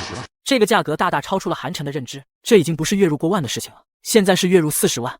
韩先生，先别急着高兴，我这个价格是有前提条件的，你需要跟万药堂签署一个独家供需合作。原叶培植树3天就能用一次，韩晨原参的产量不会很大，根本没有多余的卖给别人。而这一次带来的6株人参，就可以立刻换得6万块。现在他们家里已经宽松不少，这些钱下来得立即还给那些曾经帮助过他们的人。独家供需没问题。这是供需合同，请韩先生查阅。签完合同，韩晨得空便问道：“白小姐，你的病还好吗？”不提这事儿还好，提起来白幽便俏脸微红，因为这些天白幽脑子里全都是那天韩晨扒光自己衣服的画面。不过白幽并不觉得羞耻，而是感叹韩晨的精湛医术。最近还好，多谢韩先生挂念了。这里面有今天要卖的6个人参，还有给你治病的草药。给我的草药，这是上山刚采的养心草，配合我的药方再结合针灸，你的病就能够药到病除。白幽结果养心草和药方有些好奇，这个韩晨完全有实力自己开一个医馆，但是却只是甘心做一个药商，实在是令人费解。签完合同，很快白幽便给韩晨拿来6万块钱现金。韩晨没有多做停留，而是直接转身出了万药堂，准备去附近的银行把钱存起来。他很清楚自己的身份眼下要让白幽看得起，必须要与对方保持距离才行，否则自己这点歪心思可就全都被看光了，合作恐怕就长久不了。从万药堂里出来，揣着几万块的韩晨感觉自己走在大街上整个人都高大了不少，他甚至都敢在路边摊一次性吃2根烤肠了。等他路过一个镇上的商务会所的时候，一个熟悉的倩影突然从他身前闪过。郝美嘉。郝美嘉是韩晨高中时代的女神，也是曾经无数男生夜深人静时幻想的对象。本以为凭着她的颜值和身材，毕业以后肯定能傍住一个大款，没想到在这里撞见了。看着她腰间的18号号码牌，明眼人都知道她干了哪一行。郝美嘉似乎也没想到会在这里遇到韩晨，而且眼前这个男人还是当初在高中时代跟他表白过的男生，所以郝美嘉一时间慌了神，头也不回的便跑进了会所。他怎么会出现在这里？就在思绪间，一个打扮得非常清纯的女人来到韩晨身边。先生，在外面看多没意思呀，到里面玩玩，想要什么都有。好啊，我倒要看看你们这里面都有什么样的。我先说，我玩的话，把你们会所的小姐姐都给我叫来。你这打扮还挑什么挑？要不是领导让我冲业绩，你这泥腿子我才不想喊呢。韩晨见一旁迎宾小姐一脸不情愿的表情，顿时明白自己这身打扮是不可能让人信服的。钱不是问题。得嘞，哥哥，您请进。哥哥。进了会所，迎宾小姐领着韩晨到了房间内，让他稍事休息，很快就会给他上节目。韩晨也是礼貌一笑，像这种高端会所，放在以前韩晨是绝对不敢进来的。若不是为了自己曾经的白月光，韩晨甚至都不会踏进这门槛。不多时，一排排佳丽就穿戴整齐，在经理的吆喝下走了进来。不是，我不是给不起钱，你给我看这个。哎呀，现在的年轻人就喜欢重口的，小伙子不好意思啊，我给你换一波。很快经理又换了一批美女进来，这一次就正常多了，一个个亭亭玉立，只是因为常年混迹酒场，色素沉积严重，需要打厚重的粉底才能够遮住自己的瑕疵。小老弟，这次的品质你满意了吧？韩晨点头扫视眼前的各位佳丽，很快队伍角落里看到了郝美嘉。就她了，我看她跟我有缘。哎呦，小老弟可真会选，他刚来没几天，现在是我们会所的头牌呢。不过价格嘛，你就说你要多少？800。韩晨心里戏谑，800就800，竟然可以让昔日梦中情人陪自己喝酒。就在韩晨感叹世风日下的时候，郝美嘉竟然出声拒绝。不好意思，我今天有些不舒服，不想陪客。他才刚说完话，经理一耳光就扇在郝美嘉的脸上，登时脸就红肿了起来。老娘出来混的时候，你还在玩泥巴呢，装什么清高？赚钱啊，知不知道？在老板面前摆什么谱？你眼瞎吗？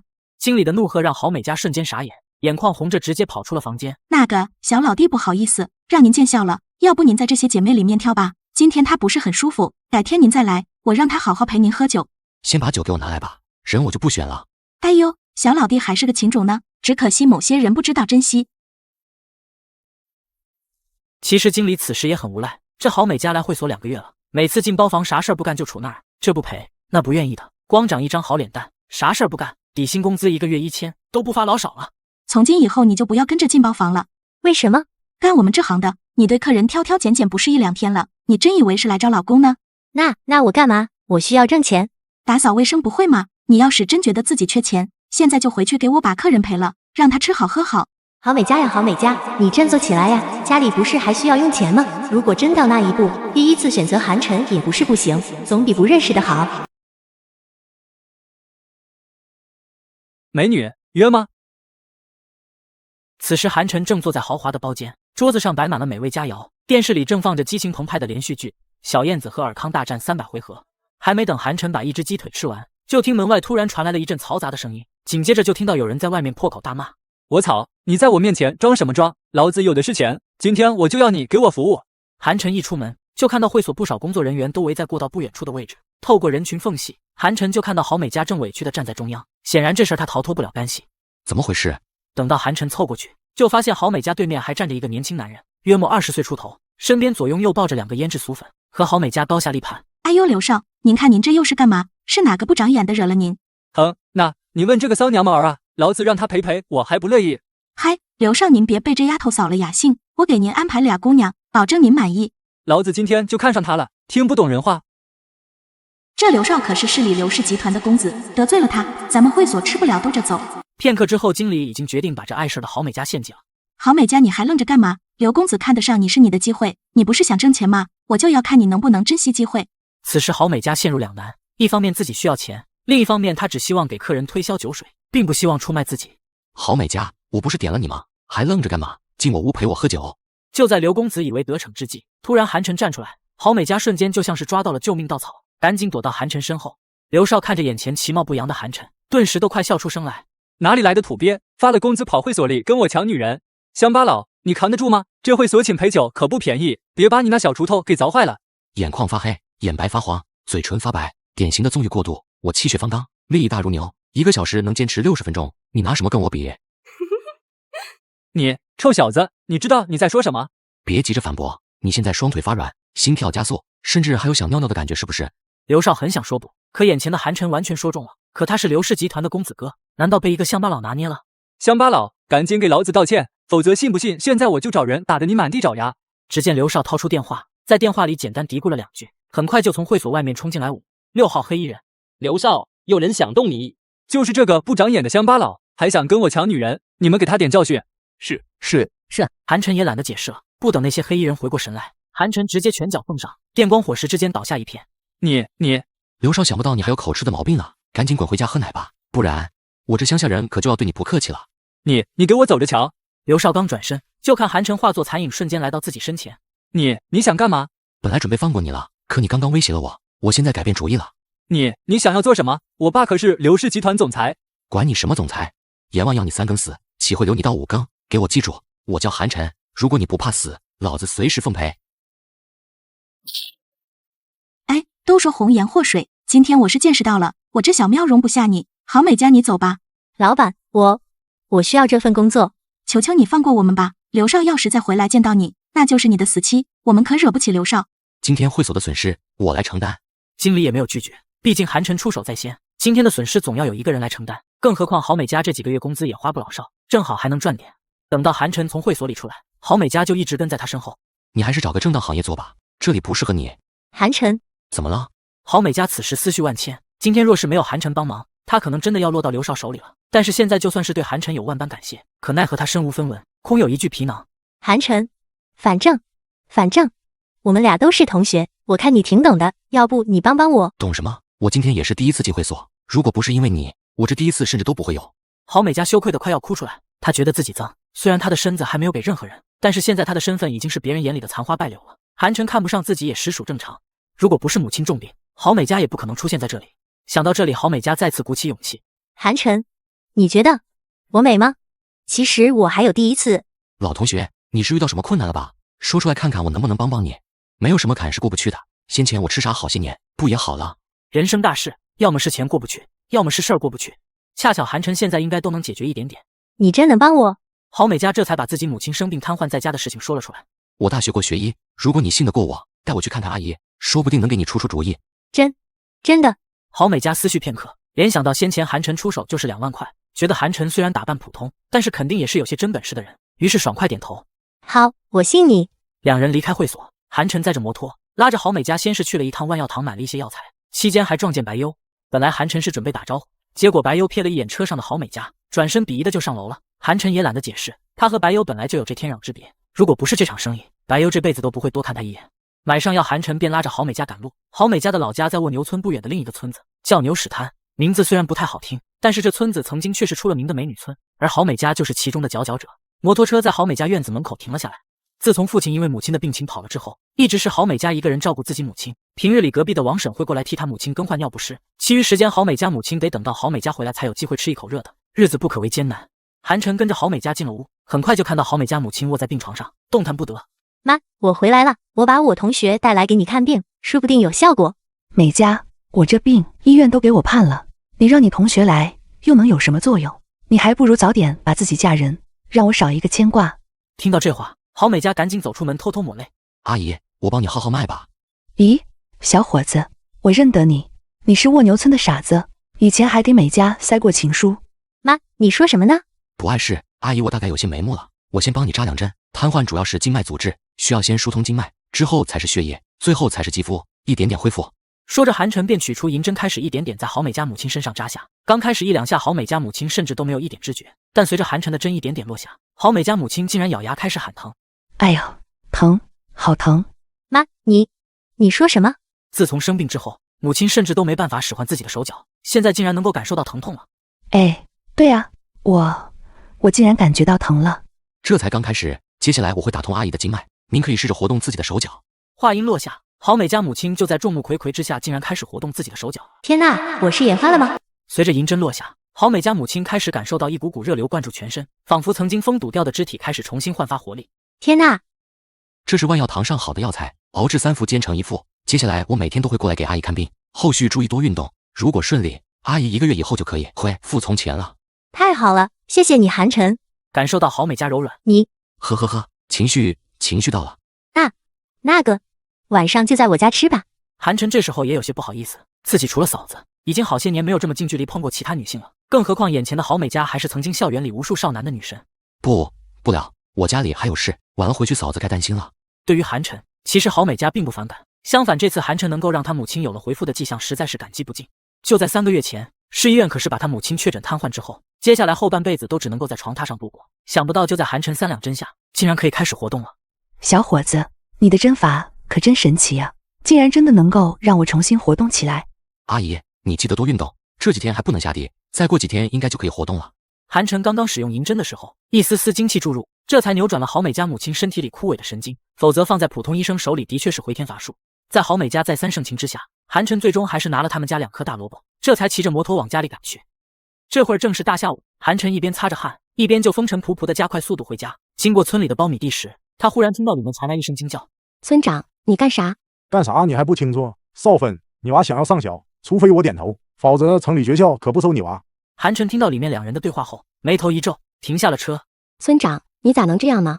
刘少芬听到李有才用甜甜上学的事情威胁自己，秀眉微颦地娇嗔道：“少芬啊，你瞅瞅你们孤儿寡母的生活多不容易，你要是让我舒服舒服，这以后我照顾你们母女俩还不是顺手的事儿。”李有才说着话，就迫不及待地解开了自己的裤腰带，朝着刘少芬扑了过去。刘少芬惊叫一声，连忙推开了李有才。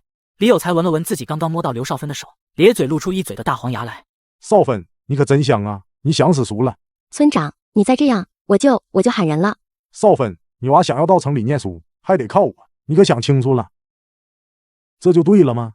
刘少芬看着李有才丑陋的嘴脸，实在忍不住，顺手就抽了李有才一个耳光。妈的，你敢打我！李有才凶性大发，直接把刘少芬按到了地上，正准备撕扯刘少芬身上的衣服。救命！救命啊！不要脸的老东西！哎呦，韩晨，你个小瘪犊子翻天了，赶坏我的好事儿！善用职权欺男霸女，你真是妄为蜗牛村的村长。以韩晨现在的手劲，这2个巴掌可谓是陈力猛。李有才被直接扇懵，两侧脸颊肿得跟猪头一样。小犊子，你给我等着，老子迟早收拾你！李有才知道自己根本不是韩晨的对手，就手脚并用的从地上爬起，赶紧朝着包谷地外跑去。少芬嫂，陈子，身为一个离婚少妇，既要照顾好女儿，又要辛苦种地，还要忍受村里的冷言冷语。这么多年来，刘少芬积压了满心的委屈和酸楚，此刻因为李有才的欺辱，终于彻底爆发。嫂子，没事了，没事了。陈子，对不起，让你看笑话了。哪有，嫂子，这天都快黑了，你来包谷地干啥？平时在家里照看甜甜没时间，我想趁着她睡觉的时候，把这点地里的苞米给收了。刘少芬这一抹动人的风情让韩晨眼睛有些发直。嫂子，你先回家，我帮你把包谷给收了。不行，不行，哪能麻烦你？天都黑了，明天我自己弄吧。这多大点地，嫂子，你先回去吧，我一会用摩托车直接给你拉回去。成，嫂子回去给你做饭烧水，等你回来。刘少芬一个人的地还不到半亩，韩晨1个小时就掰完包谷装箩筐里，直接搬上了摩托车。等到拉着苞米回了刘少芬家里，已经是晚上7点多，天都黑了。嫂子，先拿。陈子，到门口就行。刘少芬快步走出厨房，拿着湿手巾连忙给韩晨拍打身上的灰尘。韩晨卸下箩筐，把苞米放在了屋门口。陈子，我在后院给你烧了水，快去洗洗吧。此刻2人近在咫尺，韩晨可以清晰地嗅到刘少芬身上散发而出的淡淡幽香。不洗了，我该回去了。这哪成，在包谷地里转了一圈，要是不洗洗，浑身痒的难受。盛情难却，韩晨只能去后院冲澡。他3两下就脱了个精光，正准备拿着水条开始冲洗，后院的大灯忽然灭了。咋停电了？哎呦！刘少芬正拿着一套换洗衣物，正巧往后院走来，骤然停电，周围一片漆黑，他脚下没留神，一下子摔在地上。韩晨听到刘少芬的痛呼，风风火火的就冲了出来。嫂子，没事吧？我好像扭着脚腕了。刘少芬此时难以站立，只能扶着韩晨结实有力的胳膊。却在此时，家里的电再次恢复正常，浑身湿漉漉的韩晨就这么出现在刘少芬的视线里。就在韩晨、刘少芬2人对视之时，一个奶声奶气的女娃忽然在屋外叫道：“妈妈，哦，来了，换了衣服，进屋吃饭。”哦，好。甜甜，这是韩叔叔，给你治病的人。谢谢韩叔叔。甜甜长得可真漂亮。嫂子，这衣服是富贵的吗？我穿着咋这么合身？衣服是新的，上一次你给甜甜看病，没什么可报答你的，就给你买了一身衣服。谢谢嫂子。吃完饭后，韩晨骑着摩托车往家里赶，半路车灯隐隐照到一个身材曼妙的女人。他还没认出对方，那人就用黄莺般亮丽的嗓子喊道：“陈子，你去哪里了？这个点才回来。”嫂子，这么晚了，你咋在这里？你问我，我还问你呢，我还以为你车坏搬道上了，结果听村里人说，你和刘少芬在包谷地里滚了一下午。听到这里，韩晨知道，这指定是那村长李有才在村里胡说八道。嫂子，你别误会，是李有才那个老泼皮对少芬姐别有图谋，被我撞破后怀恨在心，开始四处散播谣言。我才懒得管你的破事。嫂子，我说的都是真的，如果有假，我发誓，我这辈子都生不了孩子。我说你个臭小子，瞎说些什么呢？你这不是让你嫂子守寡吗？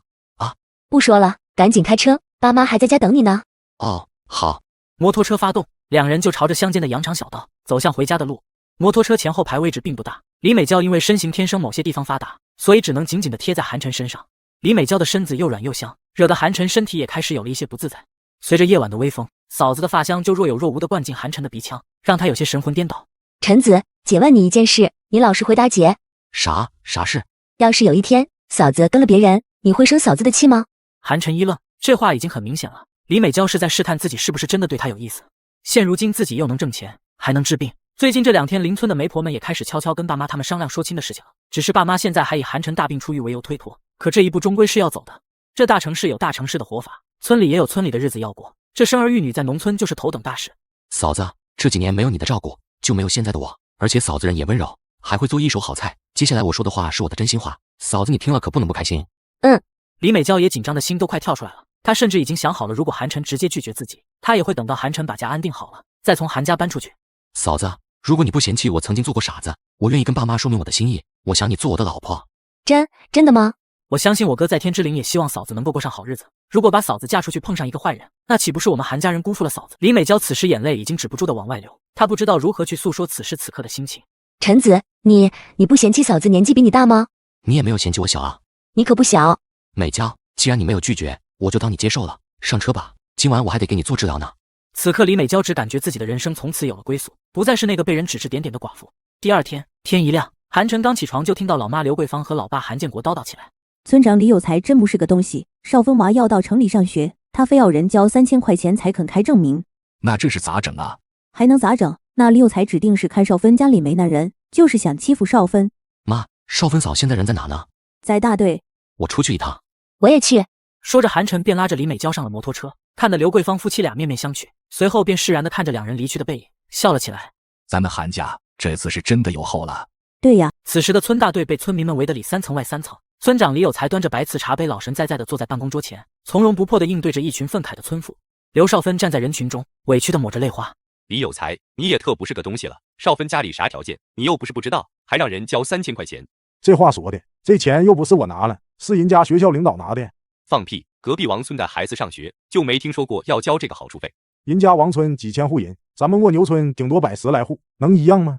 李有才，你就不配做蜗牛村的村长。就是你个丧良心的无赖，黑心的老比登。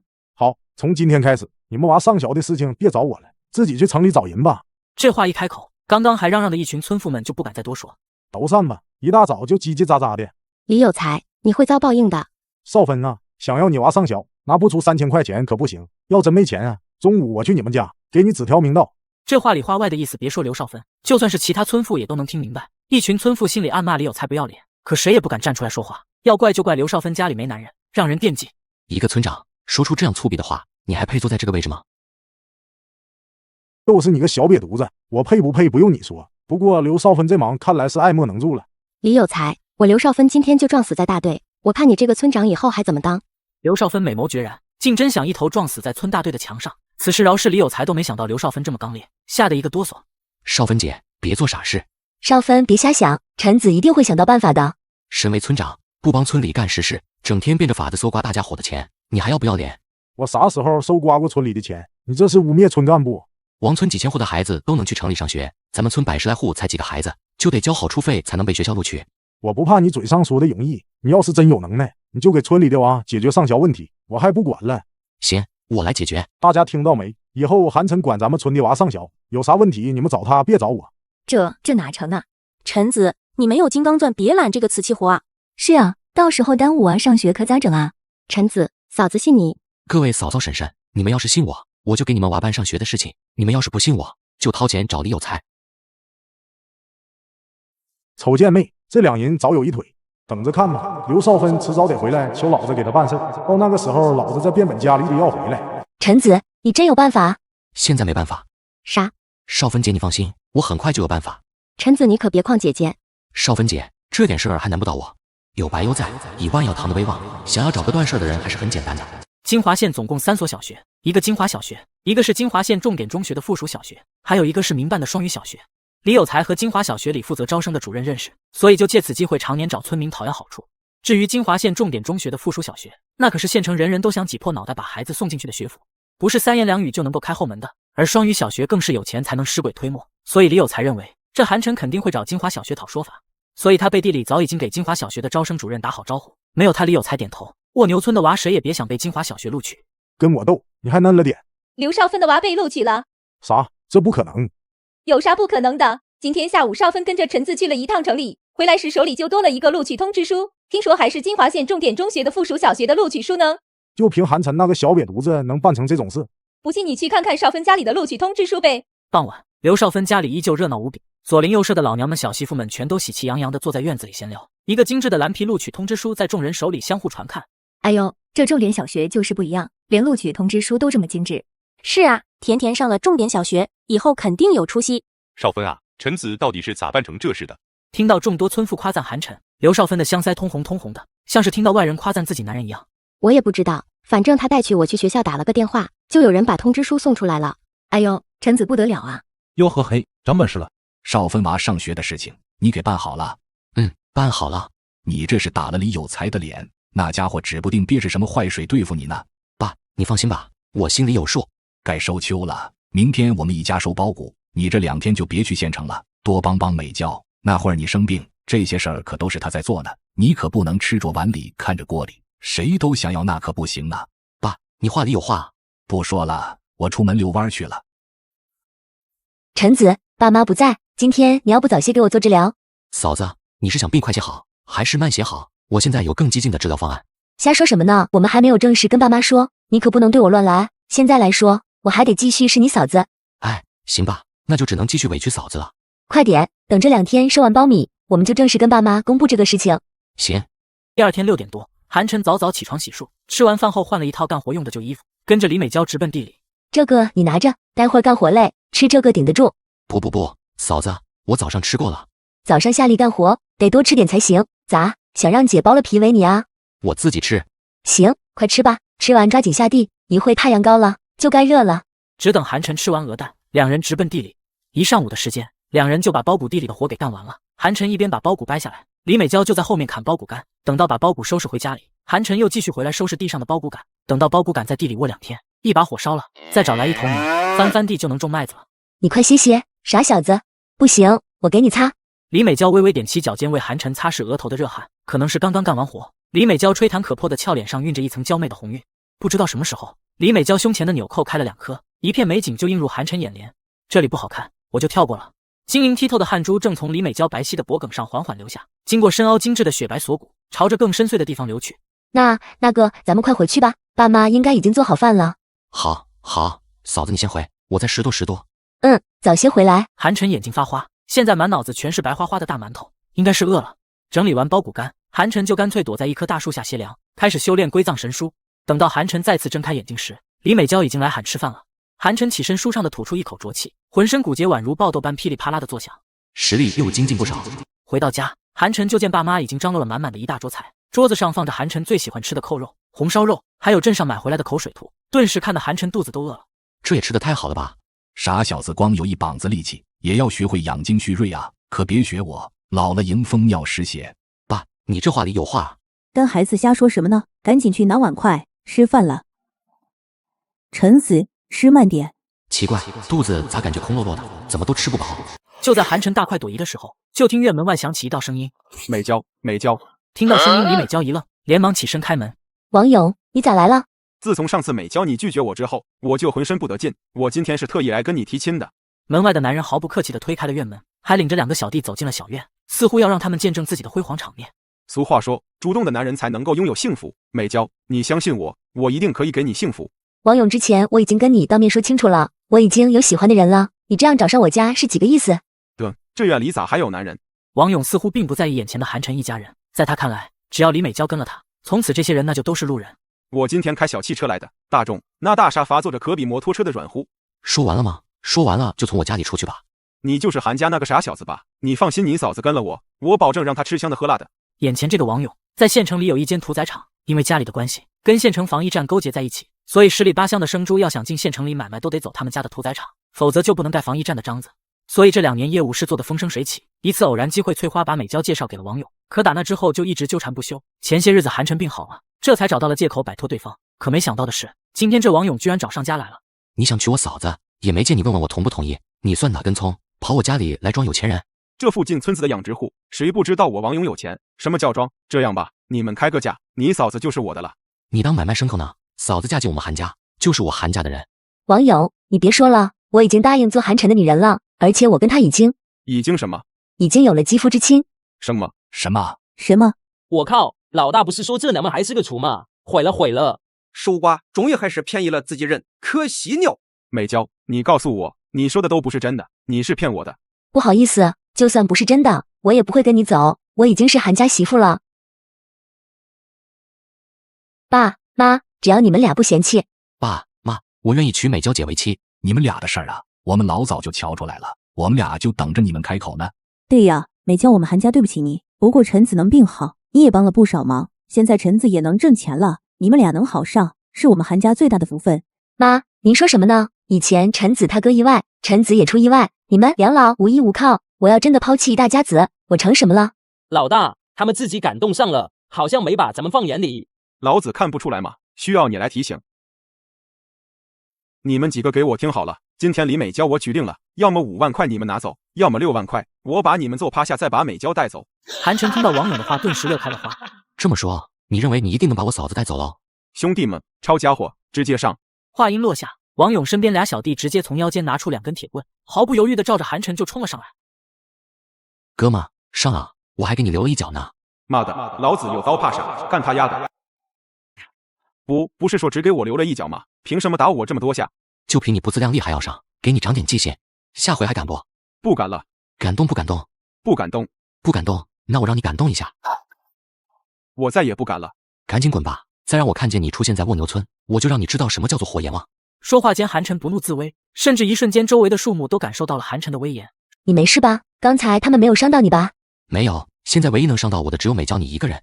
讨厌，爸妈还在呢。爸妈，我打算在咱们后屋修一栋新房，你们同意吗？同意，当然同意。你们尽快让我们老俩口抱孙子就更好了。我改明儿去镇上给你们看个日子，咱们把这喜事办了。就在一家人其乐融融的时候，一个电话打了进来。韩晨拿出电话，发现竟然是万药堂的白优。白总，有何指教？韩总，我被人下药了，快来救我！